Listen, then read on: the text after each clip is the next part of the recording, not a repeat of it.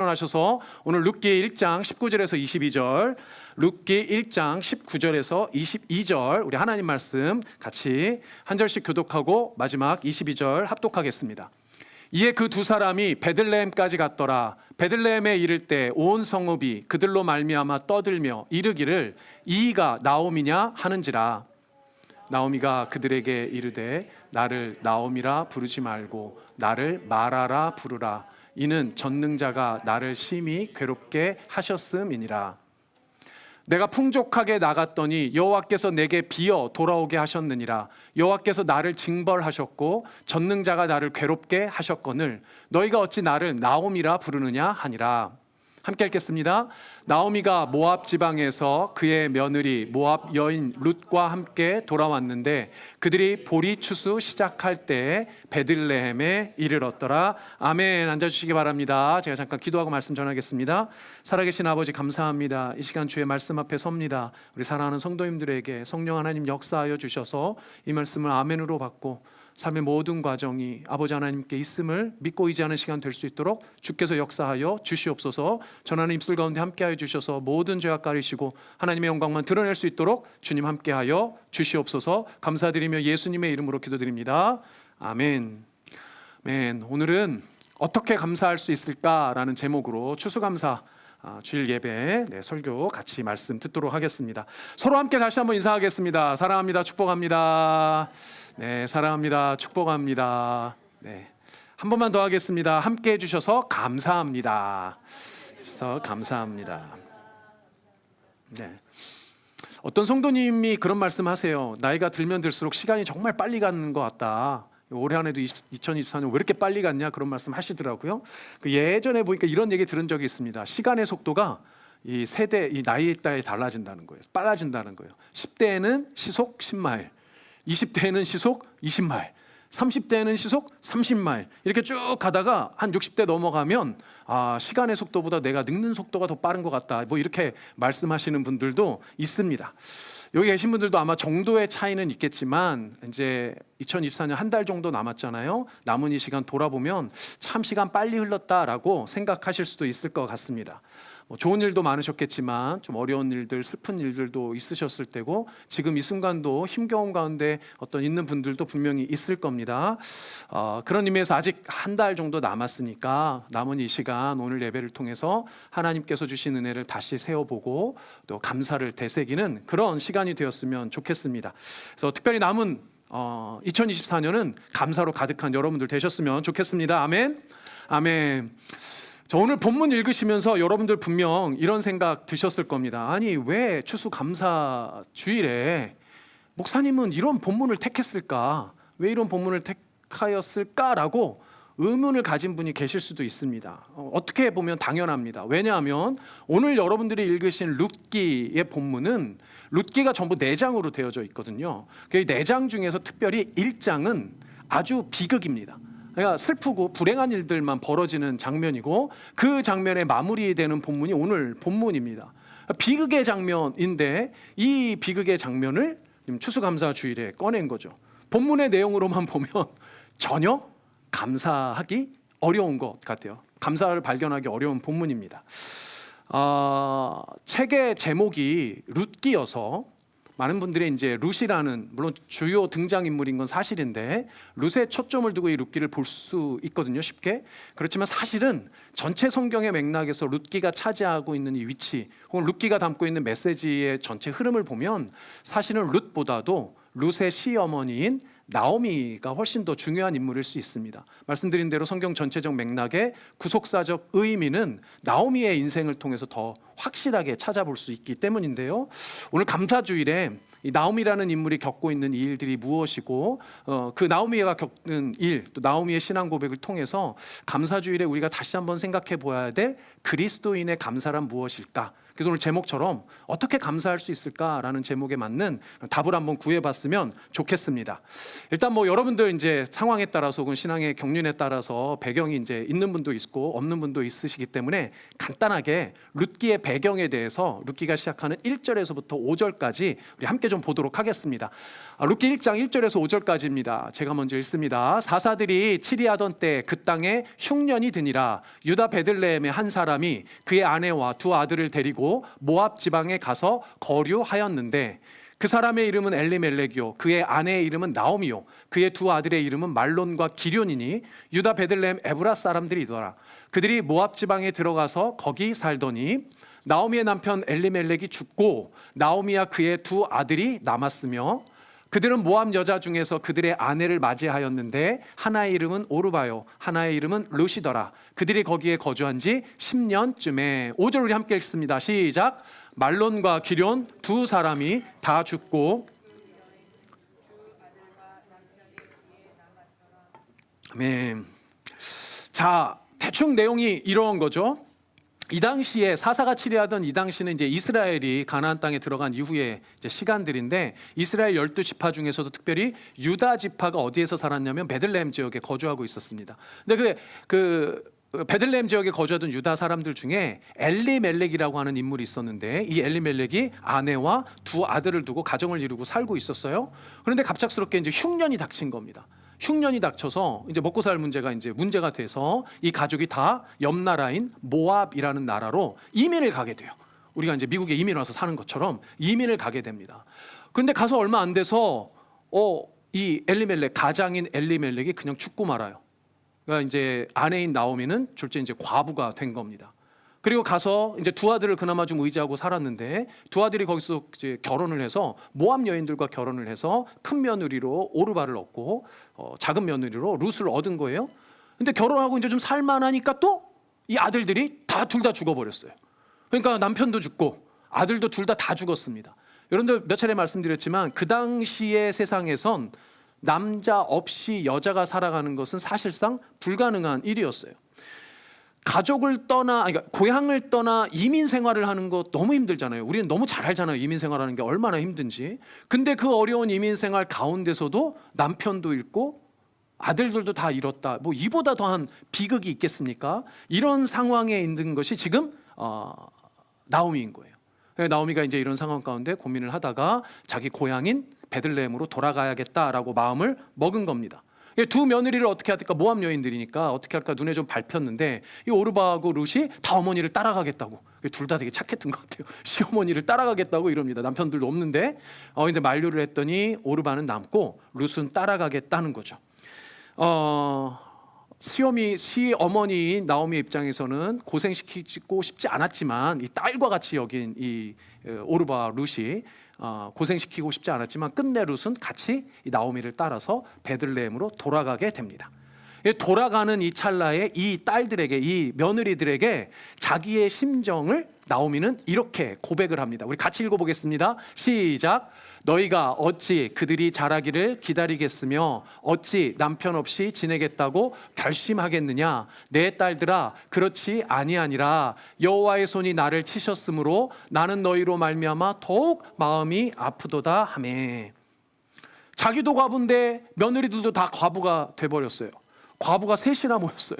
얼마나 불행한 상황입니까? 얼마나 힘들고 속상하고 이보다 더한 고난이겠어요? 아마 아무런 소망이 없다라고 하는 처지가 딱 지금 이 순간 나오미의 처지였을 겁니다.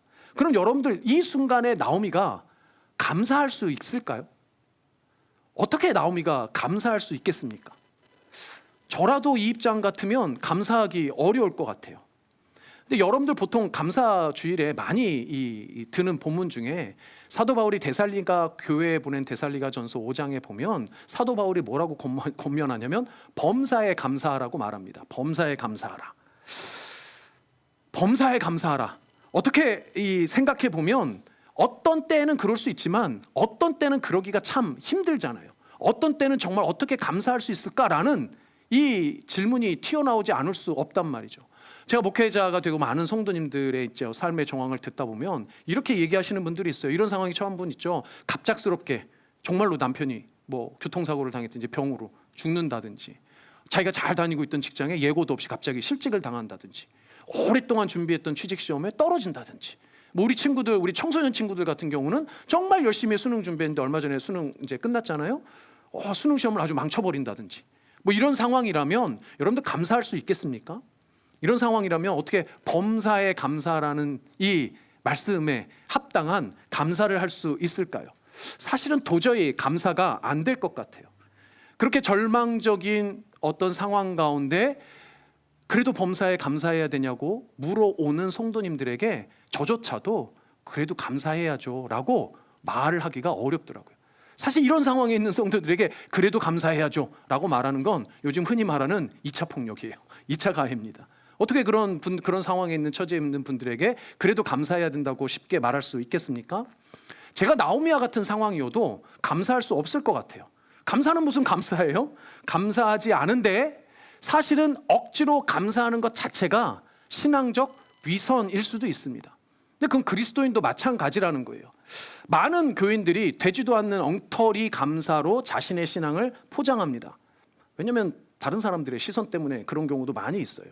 어떤 일에 감사하지 않으면 신앙이 없어 보인다는 생각을 할 수도 있기 때문입니다. 제가 종종 말씀드렸다시피 위선적으로 감사하다는 말을 한다고, 또 감사의 어떤 제스처를 취한다고, 감사헌금을 한다고 내 신앙이 그것으로 증명되거나 내 신앙이 그것으로 확고해지는 것은 아니란 말이에요. 속은 불만이고 속은 원망인데 겉으로 감사한다고 그게 진짜 감사가 되겠습니까? 오히려 저는 거꾸로 말하는 게 맞다고 생각해요. 나오미가 돌아오자 베들레헴 사람들이 이제 거의 큰 도시가 아니었을 거예요. 작은 동네였을 겁니다. 그 당시에. 그러니까 나오미가 돌아오니까 이 마을 사람들이 다 안 거예요. 그러니까 여인들이 이제 이 이야기를 하는 겁니다. 나오미가 돌아왔대. 그런데 이 나오미라는 이름 뜻이 뭐냐면 기쁨입니다. 즐거움, 희락, 달콤함, 이런 뜻이 나오미예요. 그러니까 나오미가 뭐라고 말합니까? 야, 나를 나오미라고 하지 마라. 나를 마라라고 하라. 이렇게 말합니다. 마라는 뭐예요? 쓰다, 몹시 쓰다, 괴롭다, 이런 말이에요. 그러니까 뭐라고 이야기하는 거예요? 그래도 나는 감사해. 이게 아니고 아니야, 나는 지금 즐겁지 않아. 난 하나도 기쁘지 않아. 나 정말 행복하지 않아. 나 지금 너무 속이 상하고 너무 아파, 너무 슬퍼, 너무 괴로워. 이렇게 말을 하는 겁니다. 말하자면 나오미는 이런 상황 가운데 자신이 하나님 앞에 감사라고 말하기는 어렵다는 거죠. 누구든 그렇지 않겠습니까? 당연한 것 아니겠습니까? 그래서 종교개혁자이고 개혁신학자였던 존 칼뱅은 이렇게 말합니다. 가난에 찌들 때는 외로움과 슬픔을 느끼는 것이 마땅하다. 모욕과 멸시를 당하고 상처를 입을 때면 안절부절 못하게 된다. 친구의 장례식에 참석하면 당연히 눈물을 흘리며 슬퍼해야 한다. 나오미와 같은 고난에 처하면 힘들고 슬퍼하는 것이 당연하고 그런 감정을 표현하는 것도 당연하다는 거예요. 칼뱅은 심지어 이런 건 건강하다라고까지 말을 합니다. 사랑하는 여러분, 여러분도 주변 사람들의 눈치를 보며 억지로 감사하는 그런 일을 하시지 말길 바랍니다. 차라리 마음에 담지 말고 그런 감정을 토로하세요. 솔직히 이야기하세요. 누구에게요? 하나님에게 하시기 바랍니다. 하나님, 나는 지금 너무너무 괴로워요. 하나님, 어떻게 나에게 이런 상황을, 하나님, 저는 너무 속이 상합니다. 눈물이 나고 너무너무 아파요. 하나님에게 토로하시는 여러분들 되셨으면 좋겠습니다. 여러분들, 감사는요, 애를 쓴다고 노력해서 나올 수 있는 그런 부류의 어떤 것이 아닙니다. 사실 엄밀하게 말하면 기쁨이나 즐거움과 같은 감정도 아니에요. 그렇다면 감사는 뭘까요? 특히 범사에 감사라는 의미는 뭘까요? 도대체 어떻게 우리는 이런 상황조차도 감사할 수 있을까요? 여러분들, 세상에서 말하는 감사는 일반적으로 이런 겁니다. 세상에서 평안하고 풍족하고 잘 되고 성공하면 감사하죠. 그렇죠? 내 뜻대로 성공하고 내가 원하는 대로 이루어지면, 그래서 가는 길마다 내 뜻대로 내 소원대로 형통하면 그러면 감사하죠. 이건 세상이 이야기하는 감사입니다. 아니, 세상뿐만 아니라 그리스도인도 모두 이런 상황이면 다 감사할 거예요. 그러니까 감사의 이유가 무엇인가 내가 바라는 대로 되었기 때문에 감사하는 거죠. 그래서 일반적인 감사의 의미는 이런 겁니다. 어떤 감정이나 상태가 아니고 어떤 일이 내 뜻대로 내가 원하는 대로 되었을 때 그 결과에 대한 반응이 감사예요. 그렇죠? 일반 사람들이 말하는 감사의 정의가 됩니다. 보통 사람들은 근데 내가 원하고 뜻하는 게 보통 뭐예요? 세상에서 잘 먹고 잘 살고 풍요하고 평안하고 안정된 거, 이게 일반적으로 바라는 거니까 그렇게 되면 감사한 거예요. 어떤 일이든지 자기 뜻대로 되면 감사한 거죠. 그런데 반대로 내 뜻대로 되지 않고 내가 원하는 대로 되지 않고 내가 바라거나 예기치 못한 대로 엉뚱하게 결론이 지어지면 감사할 수 없는 겁니다. 그러면 그리스도인의 감사는 이와 똑같은가? 그렇지 않다는 거예요. 물론 이런 감사도 있겠지만 그거와는 다른 종류의 감사, 범사의 감사가 있다는 겁니다. 이건 어떻게 가능한 걸까요?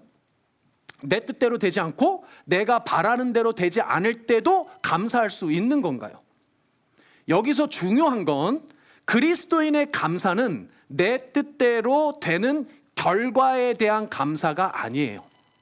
내 뜻대로 내가 원하는 대로 되는 결과에 대한 감사가 아니라 그리스도인의 감사는 내 뜻이 아닌 하나님의 뜻대로 되어가고 있고 하나님의 뜻대로 얻어진 결과에 대한 반응이 그리스도인의 감사입니다. 감사의 이유가 내 뜻이라면, 내 의지고 내가 원하는 대로라면 내 상황에 따라 감사가 결정이 돼요. 그러나 내 감사의 이유가 하나님의 뜻의 이루어짐이라면 내 상황과는 상관이 없는 겁니다. 내 상황의 이면에서 이루어지고 있는 하나님의 선하신 뜻 때문에 결국 감사하다는 거예요. 그래서 제럴드 시처라는 목사님이 계십니다. 이분은 엄청난 고난을 당한 분인데 집회를 마치고 운전해서 돌아오는 길에 음주 운전자가 운전하는 차에 받쳐서 아내와 아이들을 동시에 잃어요.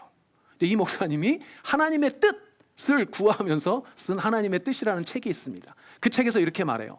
고난은 하나님의 주권 아래에 있는가 그렇지 않은가, 즉 하나님의 주권 아래에 있다면 우리는 그분이 우리의 삶 속에서 당신의 구원의 뜻을 이루신다는 것을 뭐 할 수 있어요? 믿을 수 있다는 거예요. 구원 가운데도 하나님의 뜻이 이루어지고 있다는 것을 믿으면 뭐 할 수 있다는 거예요? 감사할 수 있다는 겁니다. 내가 겪는 고난조차도 하나님의 주권 아래에 있다는 그 믿음이 우리를 구원하는 믿음이며 그리스도인이 감사의 이유가 되는 거예요. 이것이 바로 오늘 본문에서 찾을 수 있는 나오미의 감사입니다. 나오미의 믿음이기도 하죠. 나오미는 자신이 겪고 있는 이 엄청난 고난과 불행 가운데도 예상치 못한 놀라운 고백을 합니다. 20절에 보니까 이렇게 말하죠. 나오미가 그들에게 이르되 나를 나오미라 부르지 말고 나를 마라라 부르라. 이는 전능자가 나를 심히 괴롭게 하셨음이니라. 자기의 고난, 자기의 괴로움이 누구에게서 비롯됐다고 이야기해요? 전능자이신 하나님에게 비롯됐다고 이야기합니다. 21절에서는 더 자세히 고백합니다. 우리 같이 읽어보겠습니다. 시작. 내가 풍족하게 나갔더니 여호와께서 내게 비어 돌아오게 하셨느니라. 여호와께서 나를 징벌하셨고 전능자가 나를 괴롭게 하셨거늘 너희가 어찌 나를 나오미라 부르느냐 하니라. 지금 나오미는요, 자기에게 일어난 일이 철저히 하나님이 허락하신 거라고, 하나님이 주신 거라고 고백합니다. 그런데요, 지금 이 본문의 문맥뿐만 아니라 룻기 전체를 돌아봐도 나오미가 하나님에 대한 이 자세가 부정적인 것 같지 않아요. 원망하는 것 같지 않아요. 하나님 탓을 하는 것 같지는 않다는 거예요. 다만 지금 자기가 처한 이 고난의 삶도 하나님에 의해서 일어났고 하나님의 주권 안에 있다라는 것을 확인하고 보여주는 대목이라는 거예요. 그러니까 나오미가 지금 분명하게 믿고 있는 사실은 뭐냐면 지금 자기의 삶은 누구의 뜻에 달려 있다는 거예요? 하나님의 뜻에 달려 있다는 겁니다. 아직 결과가 나오지 않았지만, 룻기는 4장까지인데 1장 읽었잖아요. 결과는 나오지 않았지만 지금 닥친 이 일의 결과도 역시 선하신 하나님께서 인도하실 거라는 무엇이 있는 거예요? 믿음이 있는 거예요. 그런 의미에서 감사의 동의어는 믿음입니다. 믿음이에요. 어떤 믿음입니까? 하나님의 뜻이 이루어질 거라는 믿음. 하나님의 선하신 뜻이 내 인생을 주관하고 있다라는 그 믿음이 우리의 감사의 이유가 된다는 거예요. 하나님의 선하신 뜻이 내 삶의 결과에 분명히 일어난다면 감사할 수 있다는 겁니다. 범사의 감사라는 의미는 바로 이런 의미예요. 범사라는 말을 풀으면 모든 일이잖아요. 모든 일. 범사의 감사라는 이 말은 그러니까 뭡니까? 내게 일어나는 모든 일이 하나님의 뜻대로 이루어지고 있다라는 그 사실에 감사하다는 거예요. 그게 범사의 감사입니다. 당장 일어나는 일은 너무나도 고통스럽고 괴롭고 힘들어서 이해가 안 되지만 하나님의 뜻에 달려 있음을 믿어야 한다는 거예요. 그래서 결국 하나님의 뜻의 이루어짐을 보면 우리는 감사하고 싶지 않아도 저절로 그리스도인은 감사가 터져 나오게 된다는 겁니다. 오늘 우리가 읽지 않았지만 룻기의 마지막은 며느리인 룻이 보아스라는 그 지역의 유지를 만나 결혼하여 아들을 낳아 잘 먹고 잘 살았습니다 라는 해피엔딩으로 끝나요. 그런데 놀랍게도 이 해피엔딩의 축하를 누가 받느냐면 룻이 받는 것도 아니고 보아스가 받는 것도 아니고 놀랍게도 누가 받아요? 나오미가 받더라는 거예요. 나오미가 자신의 손주인 오벳을 안고 한박 웃음을 지을 때 주변의 사람들이 나오미가 드디어 회복했다라고, 나오미에게 기쁜 일이 생겼다고 나오미를 축복해 줍니다. 그리고 성경도 나오미에 집중하고 있어요. 나오미의 손자인 오벳을 여러분들이 주목해야 됩니다. 나오미의 회복과 나오미의 감사는 나오미에게서 멈추지 않았어요. 그의 며느리인 룻과 보아스에서도 멈추지 않았어요. 나오미가 얻은 그 손자인 오벳은 여러분들이 잘 알고 있는 다윗 왕의 할아버지였습니다. 오벳의 아들은 이새였고요. 이새의 아들이 다윗이잖아요. 그리고 여러분들 아시는 대로 그 다윗을 통해서 이 땅 가운데 예수 그리스도가 온 거예요. 그러니 베들레헴 그 작은 지역에 기구한 운명으로 살았던 한 과부의 인생을 통해 하나님께서는 그분의 놀라운 생명의 역사를 이루어가고 있더라는 겁니다. 믿으시는 여러분들 되시길 바랍니다. 아멘. 여러분들 가운데도 남들은 다 알지 못하는 고난이 있을 수 있어요. 여러분들도 어떤 어려운 과정 가운데 있을 수 있습니다. 여러분들 다 고민이 있을 거고 힘겨움이 있을 거고 슬픈 일들이 있을 겁니다. 그런데 그조차도 선하신 하나님의 뜻이 이루어지고 있는 과정에 있는 것이라면, 그렇다면 감사할 수 있다는 거예요. 말씀 마무리하겠습니다. 예전에 어떤 학생이 이게 서로 엉켜있는 줄을 저한테 좀 풀어달라고 부탁을 한 적이 있어요. 그리고 앉아가지고 그 줄을 이제 풀기 시작했는데 이게 별로 이렇게 뭉치가 크지도 않은 줄인데 엄청 단단하게 매워가지고 안 풀리더라고요. 그래서 한참 이렇게 풀다 보니 처음에는 뭐 조금 하면 되겠지인데 거의 한 반나절 가까이 집중해서 풀었던 것 같아요. 결국은 풀어냈습니다. 근데 푸는 가운데 어떤 마음이 들었냐면, 야, 이렇게 뭉쳐져 있는 거 보니까 여러 개가 뭉쳐있나 보다 이런 생각이 들었어요. 근데 결국 다 풀고 나니까 약 30cm가 안 되는 줄 딱 2개밖에 없었습니다. 2개밖에. 단 2개의 줄만 꼬여도요, 그 풀어내기 참 어렵다는 것을 깨달았습니다. 근데 우리 인생은 어떻습니까? 우리 인생에 꼬여 있는 인생에 엉킨 줄은 얼마나 많겠어요? 얼마나 많은 인과관계가 얽히고 설킨 게 우리의 인생이겠습니까?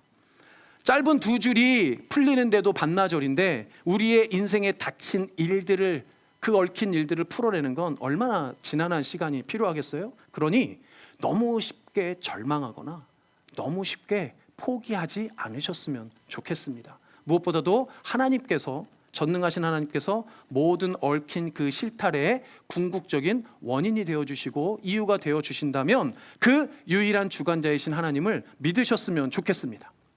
오늘 본문을 읽어보면 처음과 마무리에 등장하는 한 동네 이름이 있어요. 그 동네 이름이 뭐죠? 베들레헴입니다.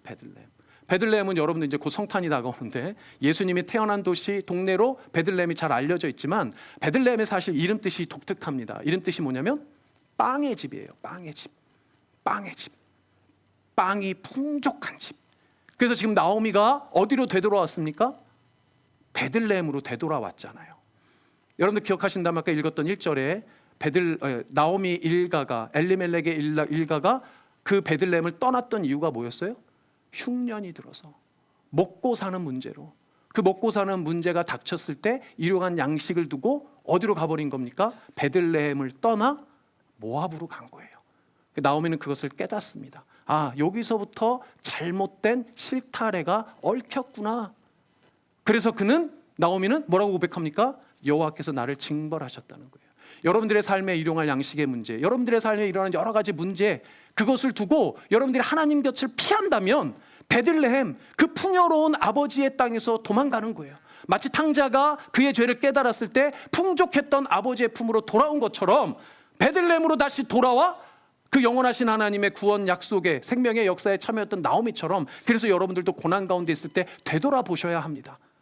내 삶이 혹시나 하나님을 떠난 풍요로운 아버지 하나님의 품을 떠났던 것은 아닌지, 그래서 이 시간 다시 한번 하나님의 품으로 돌아가는 은혜가, 그래서 그 풍족한 아버지의 품 안에서 넉넉한 감사와 은혜가 있는 여러분들 되시기를 주의 이름으로 축복합니다. 아멘. 오늘 우리 찬양, 우리 아까 전에 했었던 찬양인데요, 찬송가의 제일 유명한 우리 추수감사절 찬양인 넓은 들의 이른 곳이, 오늘 시간이 많이 가서 1절만 우리 같이 하겠습니다. 1절만 우리 같이 찬양하며 주 앞에 은혜, 주 앞에 영광 돌리겠습니다.